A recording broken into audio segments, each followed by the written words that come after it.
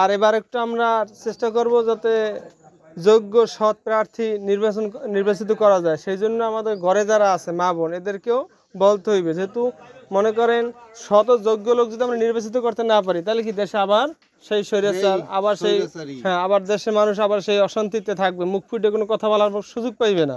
ঠিক আছে, আমরা চাই দেশে ন্যায্য অধিকার ফিরে আসুক, প্রত্যেক মানুষ তার নিজ নিজ অধিকার নিয়ে যেন বেঁচে থাকতে পারে। আমরা সেই চেষ্টা করতেছি, যদি আপনারা সহযোগিতা করেন তাহলে ইনশাল্লাহ হবে। ইনশাআল্লাহ আমি তো সদস্য ইনশাআল্লাহ। আলহামদুলিল্লাহ। বাসায় লোক আছে কয়জন আপনাদের ভোটার? যে কজন আছে ইনশাআল্লাহ আমরা যে কথা বলবো সতের দিকে ইনশাআল্লাহ আমরা সতের ইনসাফের দিকে থাকবো। যাক আলহামদুলিল্লাহ, সব দলই দেখছি আমরা সতের দিকে ইনশাআল্লাহ আমরা এখন আর এখন আমরা তো ভোট দেব, আরো সবাইকে বোঝানোর চেষ্টা করব যে মুসলমান হিসাবে আমরা কাদেরকে সিলেক্ট করব, যারা নির্বাচিত হইয়া ভালো কাজ করবে। ভালো কাজ করলে তাদের একটা সব আমরা পাবো, আর নির্বাচিত হয়ে আমাদের ভোটে যদি কেউ খারাপ কাজ করে তারও কি বদামলে আসবে।